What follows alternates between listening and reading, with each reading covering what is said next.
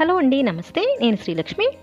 ఈరోజు మన వీడియోలో నాతో పాటు మీ అందరికీ కూడా ఉపయోగపడతాయని కొన్ని చిట్కాలు అయితే షేర్ చేస్తున్నానండి. అవి ఎలా ఉన్నాయో చివరి వరకు చూసి మీకు ఏది బాగా ఉపయోగపడుతుందో నాకు కామెంట్ సెక్షన్లో తెలియచేయండి. ఇప్పుడు ఇంకా ఫస్ట్ టిప్ చూద్దాం. దోసల పెనాన్ని మనం దోసలు వేసిన ప్రతిసారి తోమకుండా ఈ విధంగా చేశారంటే మనకి ఎక్కువ రోజులు మన్నుతుందండి. దోసల పిండి వేసినప్పుడు కనీసం నాకైతే 2-3 రోజులు పిండి అయితే వస్తుందన్నమాట.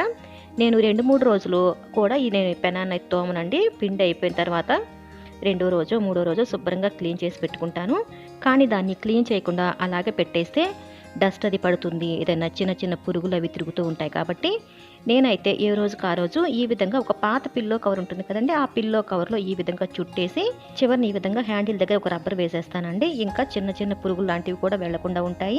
కబోర్డ్స్ ఉన్నా లేకపోయినా సరే ఈ టిప్ అయితే అందరికీ బాగా హెల్ప్ అవుతుందని షేర్ చేస్తున్నానండి. నచ్చింది కదా? ఇప్పుడు ఇంకా సెకండ్ టిప్ చూద్దాం. ఇది 100కి 100% ప్రతి ఇంట్లో ప్రతి ఒక్కరూ తెలుసుకోవాల్సిన టిప్ అండి. మనం యాపిల్స్ కొన్నప్పుడు అవి చక్కగా ఇలా షైనింగ్గా ఉండడానికి, మనకి అట్రాక్టివ్గా కనిపించడానికి వాటిపైన మైనం కోటింగ్ అనేది ఉంటుందండి. మనకి కంటికి కనిపించదు. నార్మల్గా మనం వాటర్లో క్లీన్ చేసినా సరే అదైతే మనకి పోదండి. నేనైతే ఇక్కడ గోరుతో ఈ విధంగా గీకి చూపిస్తున్నాను కదండి, అయినా సరే ఏమీ లేనట్టే ఉంది. చాలా క్లీన్గా చూడడానికి ఇప్పుడే తినేయాలి అన్నట్టుగా ఉన్నాయి కదా. కానీ వీటిపైన ఎంత మైనం ఉంటుందో నేను ఇప్పుడు చూపిస్తానండి. దాన్ని మనం ఎలా తీయొచ్చు అనేది ఇక్కడ చూపిస్తున్నాను చూడండి. ఒక గిన్నెలోకి కొద్దిగా నీళ్లు తీసుకుని కాస్త గోరువెచ్చగా అయిన తర్వాత కొద్దిగా సాల్ట్ వేసుకోవాలి. సాల్ట్ వేసుకొని యాపిల్స్ వేసి ఒక 10 నిమిషాల పాటు నాననివ్వాలండి. కాయలు మునిగేలాగా నీళ్ళు అయితే ఉండాలి. నీళ్లు కాస్త వేడవగానే వెంటనే స్టవ్ ఆఫ్ చేసుకోవాలండి. కాయలు వేసిన తర్వాత స్టవ్ని ఆన్లో ఉంచొద్దు. ఇలా 10 నిమిషాలు నానిన తర్వాత ఒక క్లాత్తో శుభ్రంగా తుడుచుకోవాలండి. అంటే 2-3 సార్లు నీళ్ళలో కడిగిన తర్వాత ఒక క్లాత్తో శుభ్రంగా తుడుచుకోవాలి. ఇప్పుడు ఇంకా చూడండి, అసలైంది ఇదేనండి. ఒక చాకుని తీసుకుని ఈ విధంగా లైట్గా ప్రెస్ చేస్తూ కాయ పైన ఇలా రుద్దుతూ ఉంటే చూసారా, మైనం అంతా ఈ విధంగా వచ్చేసిద్ది. కాయ మొత్తాన్ని ఇదే విధంగా చేయాలండి. ఇలా క్లీన్ చేయడానికి మనకి 2 నిమిషాల కన్నా పట్టదు. పొడి పొడిగా మైనం అంతా చూసారా. చాలామందికి వీటిపైన ఇటువంటి ఒక కోటింగ్ వేస్తారన్న విషయం కూడా తెలియదండి. తెలిసినా ఎలా క్లీన్ చేసుకోవాలి, దీన్ని ఎలా తీసేయాలని తెలీదు. మన కంటికి కనిపించిన ఈ మైనం అంతా మనం చక్కగా బొజ్జలో వేసేస్తున్నాము. చూడండి, నేను ఇక్కడ ఒక క్లాత్తో తుడిచి చూపిస్తున్నాను. పొడి పొడిగా ఎలా వచ్చిందో చూసారు కదా. నేను ఈ టిప్ని ఇంతకుముందు వీడియోస్లో కూడా షేర్ చేశానండి, కానీ చాలా తక్కువ మంది చూశారు. ఈ టిప్ అనేది ప్రతి ఒక్కరికి ఉపయోగపడుతుంది కాబట్టి నేను మళ్ళీ షేర్ చేస్తున్నాను. ఇలా చాకుతో గీరిన ప్రతిసారి క్లాత్తో క్లీన్ చేసి చివరిగా కొద్దిగా నీళ్ళల్లో మళ్ళీ కడిగి ఆ తర్వాత ఈ విధంగా కట్ చేసుకోవచ్చండి. ఇప్పుడు ఇంకా థర్డ్ టిప్ చూద్దాం.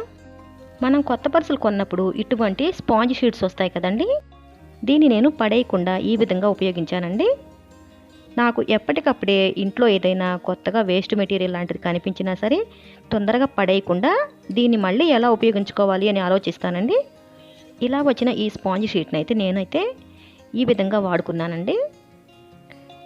హెయిర్ బ్యాండ్స్ అవి ఉంటాయి కదా, షెల్ఫ్లో మనం అలా కుప్పలాగా ఎక్కడ పడితే అక్కడ పడేస్తూ ఉంటాము. అలా పడేయకుండా చక్కగా ఈ షీట్కి ఈ విధంగా పెట్టేసుకుంటే నీట్గా ఉంటాయండి. తీసుకోవడానికి కూడా బాగుంటాయి. మనం ఉపయోగించిన ప్రతిసారి చూసారా, మన దగ్గర ఎన్ని ఉన్నా సరే ఈ విధంగా సర్దుకోవచ్చు. ఇలాంటివి సర్దుకోవడానికి ఏదైనా ఆర్గనైజర్ ఉంటే పర్వాలేదండి, లేకపోతే కనుక ప్రత్యేకంగా కొనకుండా చక్కగా ఈ విధంగా కూడా సర్దుకోవచ్చు. బాగుంది కదా. ఇప్పుడు ఇంకా ఫోర్త్ టిప్ చూద్దాం. ఇవి చూసారండి, పుట్టగొడుగులు కొన్నప్పుడు ఇలాంటి బాక్స్లోనే వస్తాయి. మష్రూమ్స్ అవి మనం కొన్నప్పుడు ఇటువంటి చిన్న చిన్న బాక్సులో వస్తాయి కదా, ఇవి కూడా మనం కొన్నాళ్ళు వాడుకోవచ్చండి. నేనైతే ప్రజెంట్ వీటిని ఈ విధంగా వాడుకుంటున్నానండి. ఇది వచ్చేసి స్వీట్ బాక్స్ మూత. ఒక అట్ట పెట్టండి, దానిలో కరెక్ట్గా ఈ 2 బాక్సులు అయితే బాగా సరిపోయాయి. ఒక బాక్స్లో అయితే ఇలా ఫ్లక్కర్స్, క్లిప్స్, అలాగే సేఫ్టీ పిన్స్ అన్నీ కూడా పెట్టేశానండి. ఇవన్నీ కూడా డైలీ వేర్ అనమాట. ఇంకో బాక్స్లో వచ్చేసి ఇలా డైలీ వేర్ హెయిర్ బ్యాండ్స్ అన్నీ పెట్టానండి. ఇలా వేస్ట్ మెటీరియల్ నేను కంటిన్యూగా వాడనండి, కొన్నాళ్ళు వాడిన తర్వాత తీసేస్తూ ఉంటాను. దీనికన్నా బెటర్ ఐడియా వచ్చినప్పుడు నేను ఇవి తీసేసి కొత్త ఐడియాని ఫాలో అవుతూ ఉంటానండి. మష్రూమ్స్ కొన్న ప్రతిసారి ఇలాంటి బాక్సులు వస్తూనే ఉంటాయి కాబట్టి తప్పకుండా ఈసారి ఇలా ట్రై చేయండి. ఇప్పుడు ఇంకా 5th టిప్ చూద్దాం. మనం శారీ ఫాల్స్ కొన్నప్పుడు వచ్చే ఇటువంటి కవర్స్ కానీ కార్డ్స్ కానీ ఇన్నాళ్ళు మనం వేస్ట్ అని పడేసేవాళ్ళం కదండి. వీటిని కూడా మనం ఏ విధంగా ఉపయోగించుకోవచ్చు చూద్దాం. కార్డ్ని ఈ విధంగా రెండు పక్కల కూడా కట్ చేసుకోవాలండి. ఒక 1/2 ఇంచ్ లోతులో సిజర్తో ఈ విధంగా కట్ చేయాలి. ఇప్పుడు ఇంకా మన దగ్గర ఉన్న జ్యువెలరీని ఈ విధంగా సర్దుకోవచ్చు. చాలా నీట్గా చక్కగా మనకి ఆర్గనైజ్డ్గా అందంగా ఉంటాయి. చూసారా కార్డు పైన ఎంత నీట్గా ఉందో. దీన్ని ఇప్పుడు మనం చక్కగా కవర్లో పెట్టేస్తే మనకి త్వరగా ఫేడ్ అవ్వకుండా కూడా ఉంటాయండి. అలా మనకి ట్రాన్స్పరెంట్గా ఉంటుంది కాబట్టి లోపల మనం ఏం పెట్టామన్నది నీట్గా కనపడుతుంది. తర్వాత ఎన్ని కావాలంటే అన్ని ఈ విధంగా సర్దుకుని ఒక బాక్స్లో పెట్టుకోవచ్చు. మీ దగ్గర స్టడ్స్ కానీ ఇటువంటి హ్యాంగింగ్స్ కానీ ఎక్కువ ఉన్నప్పుడు కూడా చూసారా ఈ కార్డ్స్ పైన ఈ విధంగా నీట్గా సర్ది పెట్టుకోవచ్చు అండి. కవర్లో కూడా పెడుతున్నాం కాబట్టి ఇంకా నీట్గా కనపడుతుంది. అలా కార్డ్సే కాదండి, శారీ ఫాల్స్కి వచ్చి ఇలాంటి కవర్స్ను కూడా మనం చక్కగా ఉపయోగించుకోవచ్చు. అది ఎలాగంటే మనం జర్నీలు చేసేటప్పుడు ఇలా బ్రష్లు అవి పెట్టుకోవడానికి ఈ కవర్స్ బాగా ఉపయోగపడతాయండి. కానీ ఇలా అందరి బ్రష్లు ఒకే దగ్గర పొరపాటును కూడా ఎప్పుడూ పెట్టుకోకూడదు. నేనైతే ఇలా చేశానండి. చాకును కాస్త లైట్గా వేడి చేసి కవర్ పైన ఇలా కొద్దిగా ఇలా మనం లైన్స్ లాగా అన్నామంటే అతుక్కుపోతుంది అనమాట. కవర్ చాలా పలుచగా ఉంటుంది కాబట్టి చాకుని లైట్గానే వేడి చేయాలండి. చూసారా పార్టీషన్స్ లాగా నీట్గా వచ్చింది కదా. దీనిలో ఇప్పుడు మనం బ్రష్లు ఈ విధంగా నీట్గా సర్ది బ్యాగుల్లో పెట్టుకోవచ్చు. ఫ్యామిలీతో జర్నీ చేస్తున్నప్పుడు అయితే ఈ టిప్ బాగా హెల్ప్ అవుతుందండి. మీకు కూడా నచ్చిందని అనుకుంటున్నాను. ఇప్పుడు ఇంకా 6th టిప్ చూద్దాం. మనం బట్టలు ఐరన్కి ఇచ్చినప్పుడు అవి తెచ్చిన తర్వాత లెక్క పెట్టుకుంటే ఒక్కొక్కసారి 1-2 శాలరీలు మిస్ అవుతూ ఉంటాయండి. వాళ్ళు కూడా చాలామందివి ఐరన్ చేస్తూ ఉంటారు కాబట్టి ఒక్కొక్కసారి అటు ఇటుగా వెళ్ళిపోతూ ఉంటాయండి. అలా మిస్ అయినప్పుడు మనం ఇది మిస్ అయింది అని చెప్పడానికి ఒక చిన్న టిప్ అండి. ఇది ప్రతి ఒక్కరూ పాటించగలిగే టిప్ అనమాట. నార్మల్గా మనం ఇలా బట్టలు ఇచ్చినప్పుడు ఆ శాలరీలు అనేవి బుక్లో రాసుకుంటాం కదండి. ఈసారి నుండి అలా బుక్లో రాసే పని లేకుండా చక్కగా సెల్లో ఫోటో తీసుకోవచ్చండి.